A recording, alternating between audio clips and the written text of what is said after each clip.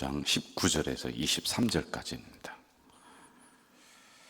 요한복음 5장 19절에서 23절까지 우리 찾으셨으면 한 목소리로 읽겠습니다. 그러므로 예수께서 그들에게 이르시되 내가 진실로 진실로 너에게 이르노니 이들이 아버지께서 하시는 일을 보지 않고는 아무것도 스스로 할 수 없나니 아버지께서 행하시는 그것을 아들도 그와 같이 행하느니라. 아버지께서 아들을 사랑하사 자기가 행하시는 것을 다 아들에게 보이시고 또 그보다 더 큰 일을 보이사 너희로 놀랍게 여기게 하시리라. 아버지께서 죽은 자들을 일으키 살리신 같이 아들도 자기가 원하는 자들을 살리느니라. 아버지께서도 아무도 심판하지 아니하시고 심판을 다 아들에게 맡기셨으니 이는 모든 사람으로 아버지를 공경하는 것 같이 아들을 공경하게 하려 하심이라. 아들을 공경하지 아니하는 자는 그를 보내신 아버지도 공경하지 아니하느니라. 아멘. 18절을 제가 한 번 더 읽어드릴게요. 유대인들이 이로 말미암아 더욱 예수를 죽이고자 하니 안식일을 범할 뿐만 아니라 하나님을 자기의 친 아버지라 하여 자기를 하나님과 동등으로 삼으심이라. 이제 두 가지입니다. 안식일을 범했다. 그리고 하나님을 자기 아버지라고 하는 거예요. 그리고 거기에서 더 나가서 하나님과 나는 동등하다, 똑같다. 자, 이제 오늘의 그 새벽의 묵상은 이제 약간 교리적인 부분입니다. 우리가 신앙생활을 하는데 설교를 들을 때도 이제 감성적인 설교를 들을 수가 있어요. 은혜가 된다 이렇게 이제 얘기를 합니다. 그리고 또 한편으로는 나의 지식에 대해서 채워주는, 그러니까 지식적인 설교. 그래 이걸 가지고 이제 가르치는 설교, 교훈적인 설교 이렇게 이야기하거든요. 근데 이게 양쪽으로 잘 맞아 들어가야 돼요. 여러분, 예수님이 활동하셨던 마태, 마가, 누가, 요한복음, 우리가 요한복음을 하고 있습니다. 여기 보면 예수님의 교훈이라고 이렇게 나오고 있어요. 그러니까 그 말끝마다 막 은혜가 되고 눈물이 나고 그렇지는 않단 말이죠. 교훈이라고 하는 것은 내가 몰랐던 것을 알게 하고 또 잘못 알았던 것을 교정하게 해서 바르게 신앙생활을 할 수 있도록 이렇게 하는 거란 말입니다. 그래서 여러분이 설교를 들을 때, 은혜가 된다. 또 은혜가 안 되면, 설교 별로 못한다. 이렇게 하면 안 된다는 거예요. 그래서 어떤 그 목사님의, 우리 부목사님들의 설교도 보면은 굉장히 감성적으로 우리의 마음을 터치해주고 만져줘요. 그럼 이게 나에게 와닿으니까 은혜가 돼요. 그리고 어떤 분의 설교는 교리적으로 좀 딱딱해. 가르치는 거야. 근데 이것도 있어야 돼요. 이 한쪽만 있으면은 마치 풍선에 바람이 이렇게 들어간 거 있잖아요. 그러면 바늘이라고 하는 시험이 한번 와서 툭 치면 뽕 하고 터져버린단 말이에요. 그래서 이러한 면을 양쪽으로 이렇게 다 가지고 있어야지만이 돼요. 저 같은 경우도 설교를 할 때 이번에 설교의 주제는 어떤 설교인가를 미리 선정을 해요. 그래서 한쪽으로만 가지 않습니다. 어느 때는 여러분의 가슴을 막 찌르고 듣기 싫은 소리도 제가 하고 막 그러지 않습니까? 자, 오늘의 말씀도 그동안에 우리는 우물가의 여인, 그 사마리아 여인이라든지 또는 38년 된 병자, 이것을 통해서 우리를 봤습니다. 그럼 오늘의 말씀은 우리의 교훈, 그러니까 신앙의 뼈대, 교리, 가르침, 이 부분에 우리가 집중을 해야지만이 된다는 거예요. 이게 요한복음을 우리가 쭉 공부를 하다 보면은 예수님이 이거를 잘 비율을 맞추시는 거예요. 은혜로운 게 한 두세 개가 있으면은 이쪽에 은혜롭진 않지만은 신앙생활의 뼈대를 구성하는 이런 부분들을 하나하나 만져주고 있단 말이에요. 자, 여러분, 초대교회의 특징이 뭐냐면 두 가지입니다. 교회가 부흥됐어요. 근데 부흥이 막 되다 보니까 뭐가 오느냐면 핍박이 와요. 이 핍박은 지금 여러분이 생각하고 또 겪는 핍박하고는 질적으로 다르는 겁니다. 그러니까 예수 믿었다 그러면 잡아서 죽이는 거예요. 가정이 풍비박산 나는 거예요. 죽는 겁니다. 사회 진출도 못하고 이러한 핍박이 온단 말입니다. 자, 그러면서 부흥은 이 말씀이 계속해서 이방 세계로, 저 세계적으로 막 뻗어나가는 이러한 일이 일어납니다. 자, 이렇게 부흥기에 접어들면서 초대교회에 이단들이 생겨요. 이상한 사람들이 꼭 있습니다. 우리가 신앙생활 할 때 이상한 사람을 만나는 거예요. 우리 교회도 그러한 사람들이 없어요? 있습니다. 여러분, 우리가 손을 보면은 여기가 보이지 않아서 그렇지 이 안에 안 좋은 그 병균들이 있는 거예요. 하나님 이걸 깨끗이 씻어서 안 좋은 병균을 싹 없애버린다. 이것도 나쁜 거예요. 이것도 금방 병들어서 죽습니다. 그러니까 안 좋은 병균들도 이 안에 득실득실하면서 그러면서 우리가 살아가는 거예요. 우리 교회만 건강하게 되면은 안 좋은 이단들이 와서 그 사람들이 변화를 받는 거란 말이에요. 우리가 어떻게 2단인지 3단인지 제가 이렇게 판단할 수가 있겠습니까? 잘 모르잖아요. 자, 그때 이단들이 생겼는데 어떤 이단이냐면은 영지주의라고 하는 이 성경에 아주 골칫거리로 나오는 이단이 있어요. 이 사람들이 주장하는 것이 뭐냐면은 어떻게 예수님이 인간적인 모습이 있을 수 있느냐. 예수님은 신성만 있다. 이렇게 이야기해요. 그랬더니 한쪽에서 무슨 소리냐. 예수님은 인성만 가지고 있다. 그러니까 이게 간단히 설명하면 예수님은 하나님의 아들이신데 그리고 하나님과 동등됨을 취하심을 입으셨는데 어떻게 예수님이 밥을 먹고 울기도 하고 자기도 하고 그럴 수가 있느냐. 그건 아니다 라고 하는 이런 쪽이 있습니다. 그러므로 우리들도 예수 믿는 우리들도 이렇게 생활해야 된다. 그러니까 여기서 나온 게 극단적인 금욕주의라고 해서 금식을 하는데도 도가 지나친 거예요. 가정생활 하는데도 도가 지나쳐서 부부들이 잠자리를 안 하는 거예요. 이러한 아주 극단적인 사람들이 나오는 거예요. 그랬더니 또 한편에서는 무슨 소리냐. 인간의 모습을 입고 오셨다. 그러면서 나오는 게 쾌락주의가 나옵니다. 에피쿠로스 학파라고 해서 즐겨야 된다. 이 땅에서는 하나님이 주신 것 마음껏 누리면서 즐기자. 그러면서 타락으로 가는 이러한 양쪽의 아주 극단적인 이단들이 생겨나게 됩니다. 그렇게 되자 아주 그 정통적인 신앙생활하고 건강하게 신앙생활했던 사람들이 헷갈리기 시작하는 거예요. 여러분 그럴 거 아니겠어요? 아이고 이쪽에도 옳다고 그러고 저쪽에도 옳다고 그러고 그러다 보니 양쪽으로 찢어져서 교회를 떠나는 거예요. 이런 일이 있습니다. 그러자 종교 지도자들이 모입니다. 한 자리씩 안 되겠다. 교회가 혼란스러워서 안 되겠다. 우리 회의를 하자. 그래서 니케아 회의라고 해서 기억 못해도 돼요. 352년에 종교 지도자들이 모여서 회의를 합니다.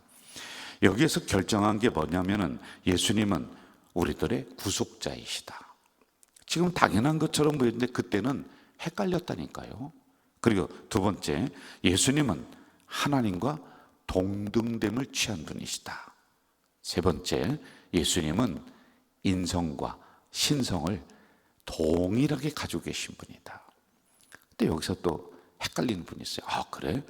그러면 인성이 50%, 신성이 50%, 그래서 100% 그게 아니라 온전한 하나님의 동등됨, 신성, 온전한 인간 100%, 100% 이걸 딱 결정해서 성도들이 혼란 없고 헷갈리지 않도록 똑바로 바라보면서 신앙생활하는 목표점을 딱 설정을 해준단 말이죠. 자, 18절 한번 같이 읽어봅시다. 이 문제입니다. 18절 시작. 유대인들이 이로 말미암아 더욱 예수를 죽이고자 하니 이는 안식일을 범할 뿐 아니라 하나님을 자기의 친아버지라 하여 자기를 하나님과 동등으로 삼으심이로라. 이 깜짝 놀라는 거예요. 여러분 제가 이 시간에 이렇게 얘기했다고 쳐봅시다. 또 이제 잘못 얘기하면은 이 이야기한 것만 똑 따가지고 김명서가 이렇게 얘기했다 라고 해서 이단이 나오는 거예요. 내가 하나님이다 라고 말했다고 쳐봅시다. 그럼 여러분들이 있다가 저게 무슨 소리야 저게 도대체 말이야, 그러면서 아마 교회를 떠나는 분이 있을 거예요. 어떻게 인간이 하나님이 될 수가 있느냐. 요 문제를 가지고 그때 당시에도 생각해 보세요. 야훼, 하나님, 여호와, 최고의 그 신앙의 대상인데 내가 하나님이래. 예수가 자기가 하나님과 똑같대. 그래서 사람들이요 확 뒤집어지는 거예요. 뭐 저런 게 다 있느냐. 그래서 예수님이 요것 때문에 죽습니다. 이단이야. 이단의 괴수가 됐어요. 어떻게 당신이 말이야 하나님이 되느냐 라고 하는 이런 교리적인 문제가 딱 들어가서 결국에는 이 문제 때문에 죽습니다. 그리고 안식일을 범한다. 안식일에는 병을 고치면 안 돼. 그런데 38년 된 병자를 그때 고쳤단 말이에요. 여러분, 오늘의 주일은 사람을 살리는 날이에요, 죽이는 날이에요? 살리는 날이에요. 그런데 예수님이 안식일도 사람을 살리는 날인데 이 행동을 했다고 죽이는 거야. 이 두 가지 문제가 걸려 있었다라고 하는 거예요. 지금부터 제가 몇 가지를 이렇게 간단하게 살펴볼 거예요. 잘 들으셔야 돼요. 여러분, 안식일은 오늘에 어디로 왔느냐? 주일로 온 거예요. 주일. 안식일은 어기면 안 돼. 우리가 안식일도 똑같이 옛날처럼 지킬 수는 없어요. 뭐 2km 이상을 가지 마라. 안식일에는 그 농작물을 타작을 해도 안 돼. 아주 철저한 법이 있단 말입니다. 그거는 우리가 구약 시대에서 지킬 수 없는 법으로 지나갔어. 그러나 그 정신은 가지고 오는 거예요. 안식일은 하나님을 만나는 날이라고 그들이 얘기합니다. 그럼 오늘 주일은 뭐냐? 특별히 하나님이 일주일 동안에 7일 동안에 한 날을 구별했어. 그게 뭐야? 주일이에요. 7일이 다 하나님의 날입니까? 아닙니까? 하나님의 날이에요. 무슨 소리예요? 하나님이 우리에게 창조해 준 날인데 그 중에 하나를 딱 정했는데 주일을 정해서 이 날은 하나님께서 특별히 나를 섬겨야 되는 날이다라고 지정해 주신 날이 주일이란 말입니다. 그래서 주일을 목숨과 같이 여겨야 되는 거예요. 우리가 코로나 시대 때는 가정에서 영상으로 꼭 예배 드리도록 했단 말입니다. 그리고 이 자리에서 저와 장로님들, 교육자들이 꼭 주일에 이 자리에 예배를 드리면서 지켰단 말이에요. 이게 무너지면은 신앙의 근간이 무너지는 거예요. 그러면 교회를 있을 필요가 없고 교회를 떠나게 되는 거란 말입니다. 그래서 여러분, 주일 정신을 꼭 가지셔야 돼요. 주일은 한 주간을 출발하는 날입니다. 월요일이 일주일의 시작이 아니에요, 여러분. 주일이 시작이라니까요. 달력을 좀 자세히 보세요. 그래서 주일을 하나님 앞에 온전히 지킨다. 그러면 한 주간을 하나님이 보장을 해주는 거란 말이에요. 이게 주일 정신입니다. 그럼 주일에 무엇을 하느냐? 가장 중요한 게 예배 정신. 이걸 가져야 돼요. 주일에 예배는 내 목숨과 같아요. 주일은 내 목숨과 같아요. 다른 것 하기 전에 예배 먼저 드리고 그리고 다른 일을 하셔야지만이 된다는 거예요. 이게 예배 정신. 그러므로 주일 정신, 예배 정신, 이걸 놓으면 안 돼요. 여러분, 우리가 신앙생활하면서 타협할 게 있고 지킬 게 있어요. 타협할 문제는 이래도 된다, 저래도 된다, 괜찮아요. 그거 가지고 목숨 걸고 싸울 이유가 없단 말이에요. 그런데 그러지 않아야 되는 부분들도 그냥 다 내준단 말이에요. 그거 예배 뭐 안 드려도 되지. No, 그러면 안 되는 거예요. 무슨 회의를 하든지 간에 예배 시간 되면 딱 끝나고 빨리 예배 드리고 그리고 나서 무슨 다른 일, 교회에서는 그래야 되는 거예요. 저는 지금까지 그걸 정말 줄기차게 부르짖어 왔단 말입니다. 여러분, 이걸 꼭 가져야 돼요. 옛날에 우리 교회 제가 올 때 식당도 하고 이렇게 했어요. 근데 가만히 보니까 그때는 예배가 한 번이었거든요. 한 번. 주일에. 식당은 밥을 해야 되니까 식당 봉사위원들은 밥하는 대로 빠지는 거예요. 예배가 형성이 안 되는 거예요. 이건 말이 안 되는 거예요. 그래서 제가 예배를 한 번 더 늘리고 뭐 이러면서 예배를 꼭 드리고 그리고 식당 봉사하든지 이렇게 해야 됩니다. 이게 얘기를 했단 말입니다. 이러한 것들입니다. 어디를 간다 그러면은 주일에 가실 수도 있죠. 그러면 그곳에서 예배 드리셔야 돼요. 예배 드릴 수 없는 상황이다. 그럼 여러분 기도라도 하시고 성경이라도 내가 보고, 혼자 예배는 뭐 차 안에 가면서 못 드립니까? 할 수 있는 방법들이 10가지가 있어. 그런데 안 하려고 생각하잖아요. 그러면 안 할 수 있는 핑계가 100가지가 나옵니다. 안 하고 싶은 거예요. 근데 그러면 안 돼요. 어딜 가실 때 예배 못 드리면은 성경 한 구절 내가 보고 찬송하고 또 기도하고 그러면서 주일에 출발할 수가 있는 거란 말입니다. 이런 것들이에요. 자, 그리고 헌금 정신이 있어요. 헌금.